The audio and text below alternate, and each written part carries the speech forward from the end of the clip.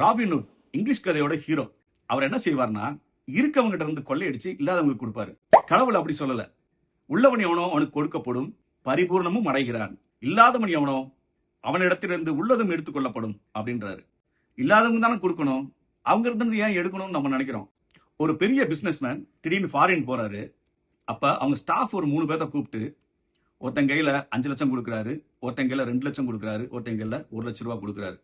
பாத்துக்கோங்க அப்படின்னு சொல்லிட்டு கிளம்பி போயிடுறாரு. ஒரு 6 மாசம் கழிச்சு திருப்பி வராரு. வந்தவன அந்த 3 பேர்த்த கூப்பிடுறாரு. உங்கள்ட்ட நான் பணம் கொடுத்தேனே, என்ன செஞ்சீங்கன்னு கேட்கிறாரு. அந்த 5 லட்சம் கொடுத்தவன் வந்து என்ன சொல்றான், 10 லட்சத்துக்கு கொடுத்து, சார் நீங்க என்கிட்ட 5 லட்சம் கொடுத்தீங்க, நான் அதை பிசினஸ் பண்ணி 10 லட்சம் ஆக்கிட்டேன் சார் அப்படின்னு உடனே அவனை பாராட்டி அவனுக்கு ப்ரொமோஷன் கொடுத்து அந்த 10 லட்சம் கையில கொடுத்துறாரு. அடுத்து இன்னொருத்தனை கூப்பிடுறாரு. அவன் 4 லட்சமா கையில வந்து கொடுக்குறான். கடைசியா ஒருத்தனை கூப்பிடுறாரு.